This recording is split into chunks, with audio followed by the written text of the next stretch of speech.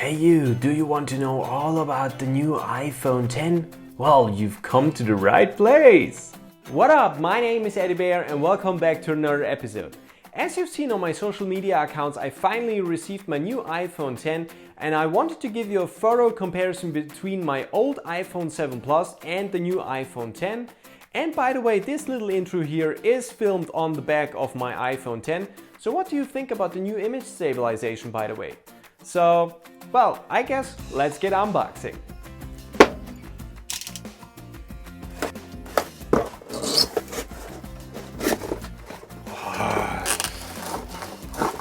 Okay, so this is the iPhone 10 Black with 256 gigabytes, and it's time to peel all the protection off. So, as we know it from Apple, really nice packaging here, and this is the new beauty. Wow, this thing is shiny, and I know you want to hear the peel sound, so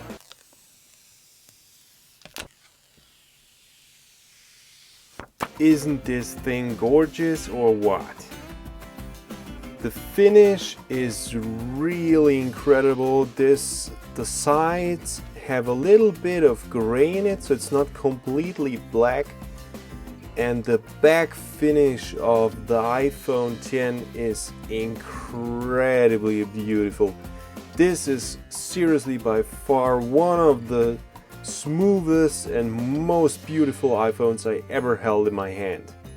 And we also got the headphones with the jack adapter and the lightning adapter, cable and charging brick. So this basically is all we got with the packaging. So let's compare the new black iPhone 10 against the old iPhone 7 Jet Black. Okay, so here you can see a side-by-side comparison between the iPhone 10 and the old iPhone 7 Jet Black.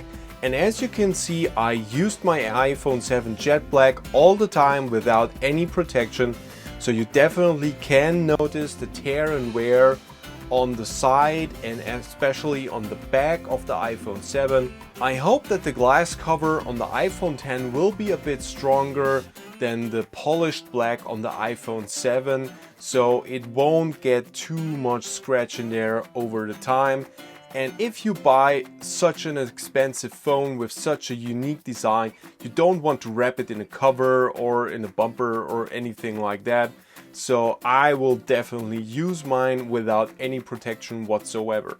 If you compare both iPhones from the side, you will notice that the iPhone 10 is a bit thicker than the old iPhone 7, but since the new form factor is so much smaller than the old iPhone 7 Plus, this is in my opinion a really good trade-off compared to the old iPhone. If you stack the iPhone 10 on top of the iPhone 7 Plus, you can see that the new form factor is really one of the biggest advantages of the new design, and let's face it, your pockets will thank you for it, cause with the iPhone 7 Plus my pockets were always full.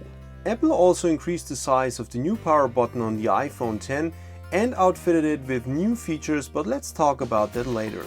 Okay, so much for the form factor of the new iPhone 10 versus the old iPhone 7 Plus. But before we get to all the new software features that come along with the iPhone 10, make sure to subscribe to my channel, and I encourage you to also check out the fully written articles on atti-bear.com.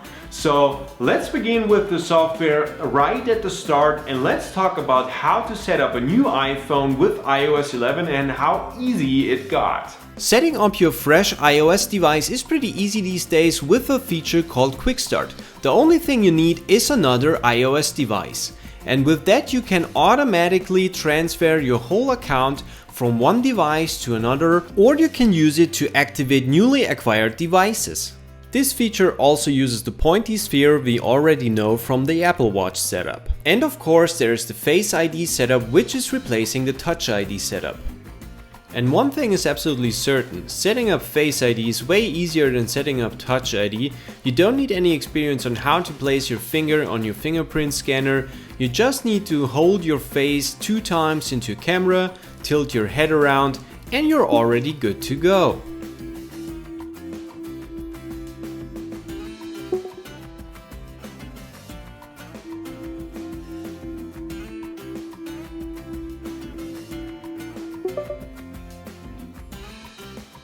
Also new in iOS 11 is the feature to update your backup in the cloud from your old device before restoring to a newer one. And there is finally an option to transfer your linked Apple Watch from one device to another without resetting the Apple Watch in order to link it again to a newer phone. The iPhone X is now also equipped with a True Tone display. This means that the color temperature of the display is automatically set to the surrounding lighting conditions. So in a daylight situation like this one here, the display gets yellowish, and if you turn it off, it's getting more bluish again. With the death of the home button, Apple also decided to revamp all their gestures, so let me give you a rundown on how the new gestures work. In order to access your control center, you need to swipe down from your top right corner. In order to access recent notifications, you need to swipe down from the top left corner. For the app switcher, you need to swipe up and hold in the middle until the app switcher appears.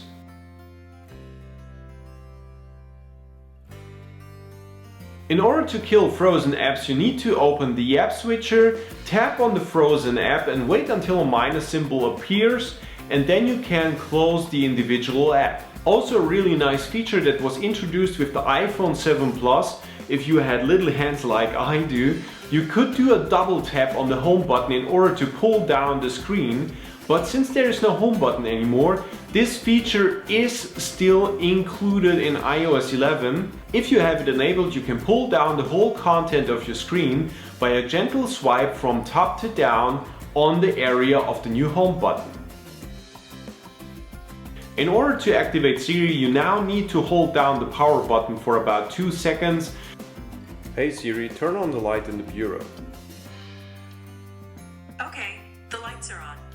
And let's face it, this feature did not work on the Apple Watch, so why should it work on the iPhone? So Apple, please come up with another solution, cause nobody wants to activate Siri with their power button. The biggest new feature in the iPhone X is the Face ID. And with the Face ID we receive a ton of new features that we did not have before.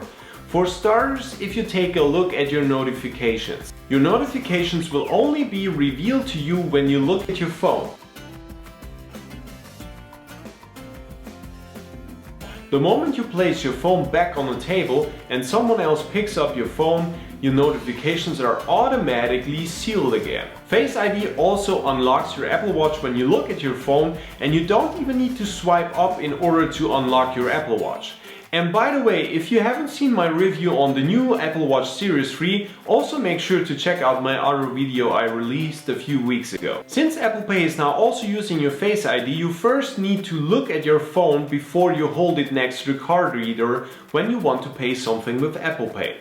Before that, I found it a bit more convenient when you just had to hold your phone next to the reader, put your finger on it, and you were good to go. So you now have like 2 steps in order to complete your payment. And also there is the funny side of the Face ID, which is called Animoji. Okay, so to be honest, I was pretty surprised by the whole Animoji thing, and it is way more fun than I expected in the beginning.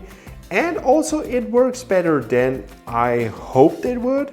So sure, there are some glitches now and then, but still it's a nice feature, and it is definitely one of the biggest improvements or the more fancy improvements that they supplied us with the iPhone X. Let me give you my impression of the new iPhone X after 3 days of usage. And let's put aside all the prestige part of the new iPhone.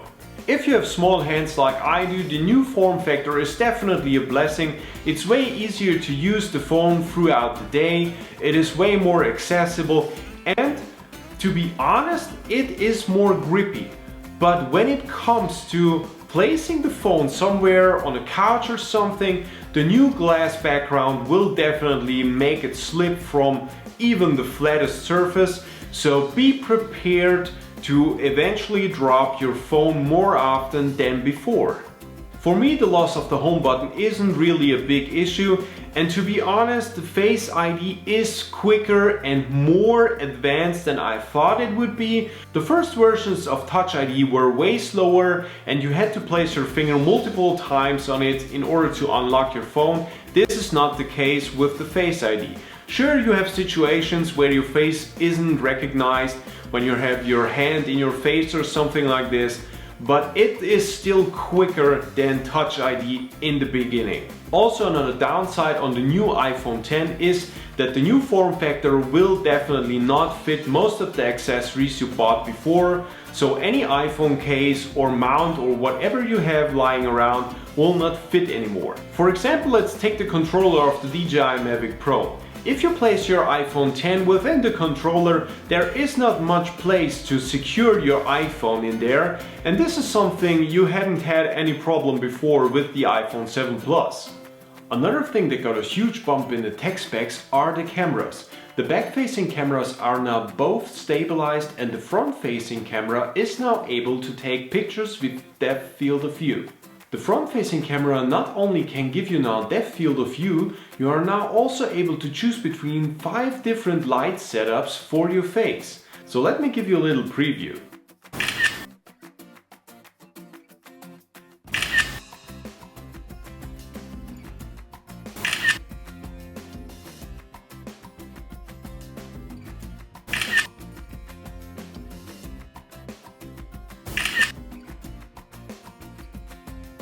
Another thing that really surprised me on the hardware side of the iPhone X are the speakers.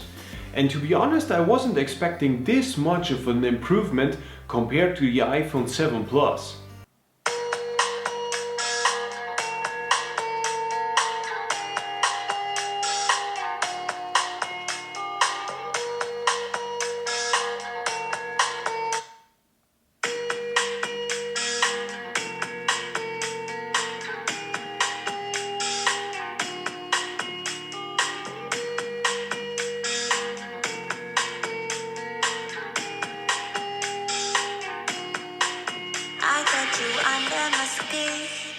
So what's my final verdict?